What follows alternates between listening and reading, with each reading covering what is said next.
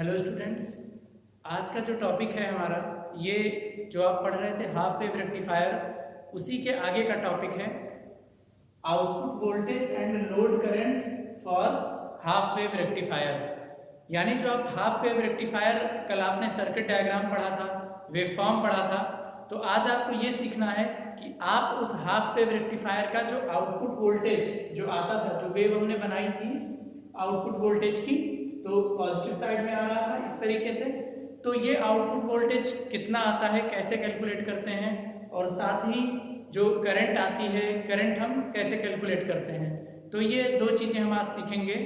तो इसको जानने के लिए सबसे पहले जो जरूरी होता है, सबसे ज़्यादा आपको ये जानना है कि जैसे यहाँ पे लिखा हुआ है, देखिए VM मैक्सिमम वोल्टेज बोलते हैं या पीक वोल्टेज, VDC या V एवरेज, दोनों एक चीज है। तो आपको जो जानना है सबसे पहले कि पीक वोल्टेज क्या होता है, ठीक है, इसको VM मैक्सिमम या V पीक ये बोलते हैं। दूसरी चीज आपको जानना है कि एवरेज वोल्टेज क्या होता है, V एवरेज या VDC इसको बोलते हैं। तीसरी चीज आपको जानना है RMS वोल्टेज क्या होता है, इसको बोलते हैं VRMS। ये तीन वोल्टेज जब आप जानेंगे तभी आप जान पाएंगे कि इसको हम किस तरीके से कैलकुलेट करते हैं। तो सबसे पहले हम देखते हैं कि ये क्या होता है। यहाँ पे आपको एक ग्राफ दिख रहा होगा, इस ग्राफ को ध्यान से देखिए। ये जो वेवफॉर्म बनी है ये आपकी साइन वेव है, ठीक है। ये इनपुट वोल्टेज और ओमेगा टी के बीच बनी हुई है। इस वोल्टेज में आपको यहाँ पे दिख रहा होगा V एवरेज, ठीक है, एवरेज वोल्टेज या DC वोल्टेज। यहाँ आपको दिख रहा होगा RMS वोल्टेज, ठीक है। यहाँ आपको दिख रहा होगा पीक वोल्टेज V पीक, और यहाँ पे आपको दिख रहा होगा यहाँ से लेके यहाँ तक ये पूरी डिस्टेंस, ये आपको दिख रही होगी peak to peak voltage VPP, ठीक है। चारों चीजें ध्यान से समझिएगा, ठीक है। इसमें चौथी चीज आप लिख लीजिए पीक टू पीक वोल्टेज, ठीक है। यहां पे देखिए, जो भी वेवफॉर्म होती है उसमें हम एवरेज वोल्टेज को डिफाइन करते हैं। The average voltage is that voltage which is equal to the area enclosed above the level and below the level। मतलब जहां भी एवरेज वोल्टेज हम लेते हैं उसके एबव और बिलो का जो एरिया है वो दोनों इक्वल होता है। तो ये जो वोल्टेज आता है ये हम इसे बोलते हैं एवरेज वोल्टेज, ठीक है, औसत वैल्यू, ठीक है। RMS वोल्टेज क्या होता है, RMS का मतलब होता है root mean square voltage, RMS, root mean square voltage, या इसी RMS को हम बोलते हैं इफेक्टिव वोल्टेज, ठीक है। इसी RMS वोल्टेज को हम बोलते हैं इफेक्टिव वोल्टेज, ठीक है। This voltage is effective in the circuit, ठीक। तीसरी चीज हम देखते हैं इसमें क्या, पीक वोल्टेज, ठीक है। पीक का मतलब होता है this is the positive peak, this is negative peak.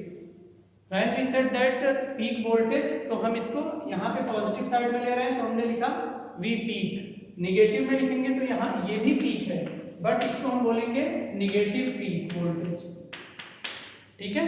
ये पीक वोल्टेज होता है।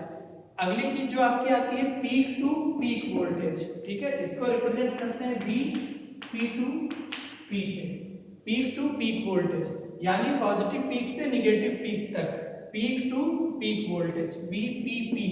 यहां से यहां तक का जो पूरी वैल्यू होगी वो आपकी कहलाएगी पीक टू पीक वोल्टेज। ये चार वोल्टेज थे इसमें। एवरेज वोल्टेज, ये है average voltage, area enclosed by the voltage above below दोनों सेम हो वो कहलाता है average voltage. RMS root mean square voltage, RMS voltage is that voltage which is the root mean square of the average value, यानी जो average value है उसका जब रूट मीन स्क्वायर निकालते हैं तो वो कहलाता है RMS वोल्टेज या इफेक्टिव वोल्टेज। तीसरी चीज है पीक वोल्टेज, ठीक है। यानी पॉजिटिव पीक या नेगेटिव पीक। चौथी चीज है पीक टू पीक वोल्टेज, यहां से पॉजिटिव पीक से नेगेटिव पीक तक, ठीक है। ये चार चीजें, चार वैल्यू थे वोल्टेज के जो आपको जानने थे, चार टर्म, इन्हें आप ध्यान से देख लीजिए, ठीक है। इसके बाद हम आगे उस पे डेरिवेशन पे बढ़ते हैं। इसमें आपका एवरेज वैल्यू जो है और आरएमएस वैल्यू, इसके बीच में एक रिलेशन होता है, ठीक है। जैसे हम कोई कैलकुलेशन करते हैं या हम कोई न्यूमेरिकल लगाते हैं, मैथमेटिकल कोई क्वेश्चन लगाते हैं, तो न्यूमेरिकल के लिए हम एक फार्मूला यूज करते हैं, जिस फार्मूले से हम ये रूट मीन स्क्वायर वैल्यू और एवरेज वैल्यू, इसके बीच में रिलेशन है, जिससे हम वैल्यू को कैलकुलेट करते हैं। आप इसे एक बार देख लीजिए, तो हम आगे आपको बताते हैं इसमें वैल्यू।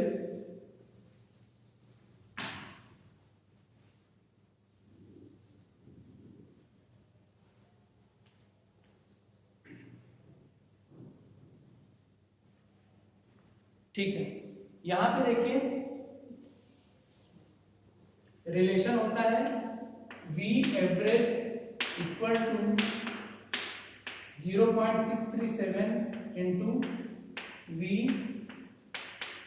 पीक। इसको आप कहीं भी नोट कर लीजिएगा इस रिलेशन को, ठीक है। ये रिलेशन आपका जो है एवरेज वोल्टेज और पीक वोल्टेज के बीच में है।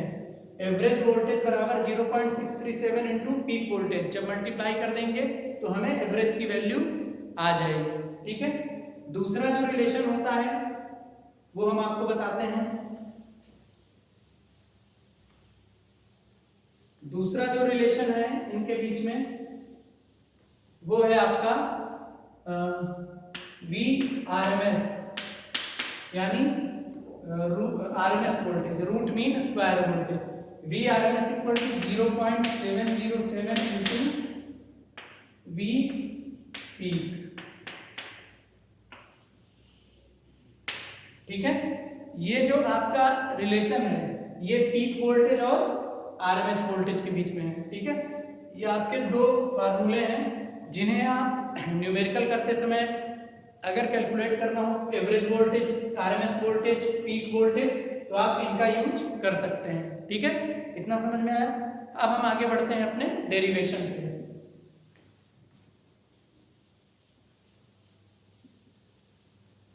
ठीक है, यहां पे हमें ये वेवफॉर्म दी गई है, जो आउटपुट आया था हमारा हाफ वेव रेक्टिफायर का, ठीक है।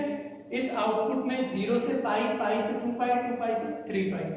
आपने जो इनपुट वेवफॉर्म दिया था, इनपुट वेवफॉर्म में आप देखिए कि जो पॉजिटिव साइड था वहीं पे हमें आउटपुट मिला था, नेगेटिव में आउटपुट नहीं मिला था।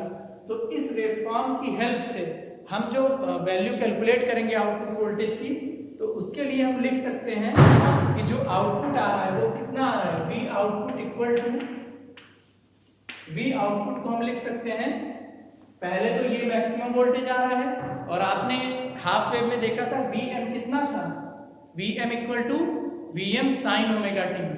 तो ये वैल्यू हमें मिल रही है Vm साइन ओमेगा टी, कहां से कहां तक, 0 से पाई तक।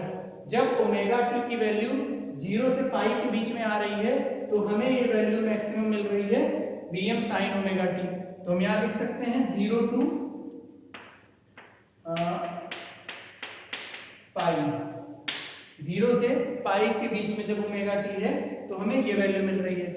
अब ये देखिए कि पाई से 2 पाई के बीच में क्या मिल रहा है, कुछ नहीं मिल रहा है, 0 मिल रहा है। तो हम यहाँ पे लिख सकते हैं 0 हमें कब मिल रहा है, जब ओमेगा टी की वैल्यू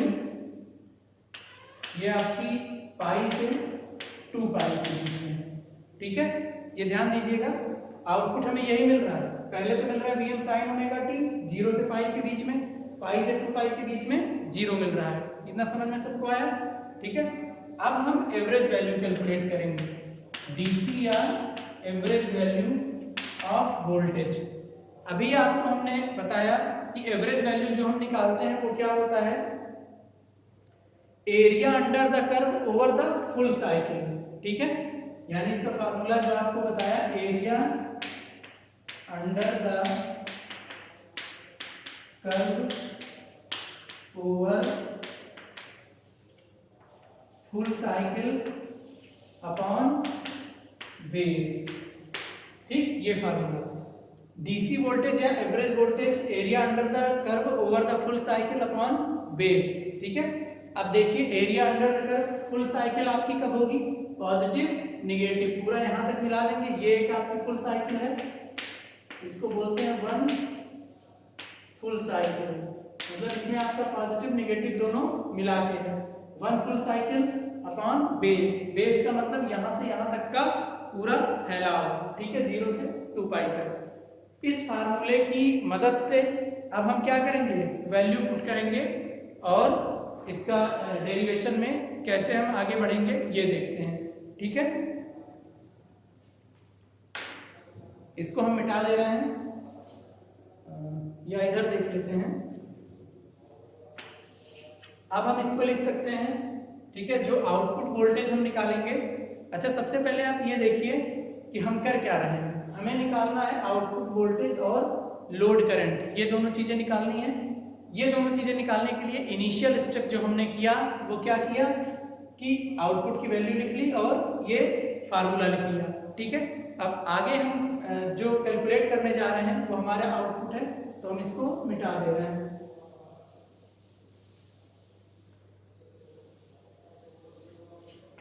वी आउटपुट की जो वैल्यू हम लिखेंगे वो वैल्यू हम लिख सकते हैं। ठीक है, ये देखिए यहाँ पे पूरा फैलाव 0 से 2 पाई तक है, तो हम लिख सकते हैं अगर हम 0 to 2 पाई तक वी आउटपुट इंटू dt, इसको इंटीग्रेट करते हैं तो हमें आउटपुट वोल्टेज मिल जाएगा। ठीक है, अब इसके लिए हम क्या करेंगे, देखिए यहाँ पे इसको मिटा देते हैं। देखिए यहाँ पे हम लिख सकते हैं 0 to 2 pi we output into D T, T की जगह पे क्या है omega T, D of omega T, ये लिख सकते हैं, दैट इज वी आउटपुट। आगे इसको क्या लिख सकते हैं, अब देखिए यहाँ पे वी आउटपुट के लिए हमने इक्वेशन क्या लिखा था, 2 इंटरवल में लिखा था, एक 0 से पाई, दूसरा पाई से 2 पाई। अब हम इसको लिख सकते हैं फ्रॉम 0 to पाई, 0 से पाई तक वैल्यू कितनी थी, V M sine omega T. ठीक है, V M sine omega T D omega T plus pi से 2 पाई, पाई टू 2 पाई, पाई से 2 पाई तक क्या वैल्यू लिखी थी, 0 थी, 0 into D of omega T, ये लिख सकते हैं। समझ में आ रहा सबको, देखिए 0 से पाई तक V M sine omega T, pi से 2 पाई तक 0। ठीक है, ये लिख लिया। अब हम इसको मिटा रहे हैं। अब देखिए यहां पे आगे क्या आया, इसको सॉल्व करने पर, ठीक है, वी आउटपुट की जो वैल्यू आपकी आएगी ये क्या आ जाएगी, 0 से पाई तक V M sine omega T D omega T है और ये 0 है। ठीक है, जब हम इंटीग्रेट करेंगे तो ये आपका क्या आ जाएगा, V M sine omega T, यह आ जाएगा माइनस कॉस ओमेगा टी। ठीक है, 0 to पाई प्लस ये टर्म क्या हो जाएगा 0। ठीक है, 0 है, इंटीग्रेट होने के बाद ये 0 हो जाएगा, ये आपका ये आ जाएगा, यानी आउटपुट जो आएगा उसको यहां तक देखिए ध्यान से, ये समझ में आ रहा है, देखिए इसे ध्यान से।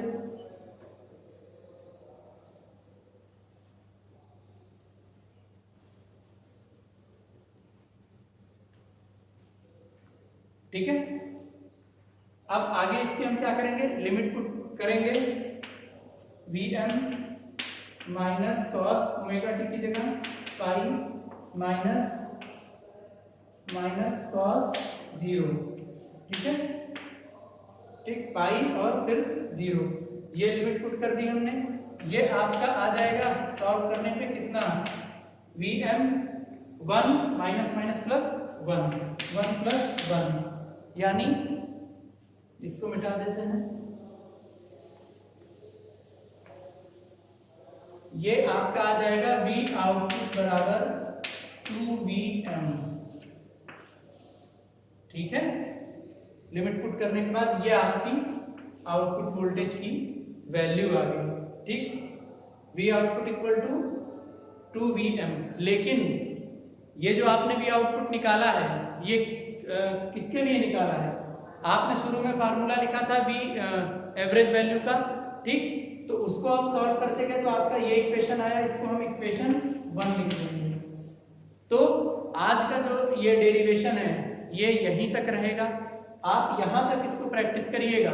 इसके आगे करंट निकालने के लिए वो हम आपको नेक्स्ट लेक्चर में बताएंगे कि करंट हम किस तरीके से निकालते हैं। यहाँ आपने वोल्टेज कैलकुलेट किया, ठीक है। अब आगे हम क्या करेंगे, बहुत इंटरेस्टिंग है ये। आगे हम इस वैल्यू को पुट करेंगे फार्मूले में जो डीसी का रखा था, उस फार्मूले में पुट करके वोल्टेज आएगा, फिर करंट के लिए निकालेंगे, ठीक है। तो करंट कैलकुलेशन ये आपको नेक्स्ट लेक्चर में बताएंगे। आज आप ये वोल्टेज कैलकुलेशन की प्रैक्टिस कीजिएगा, ठीक है। Thank you.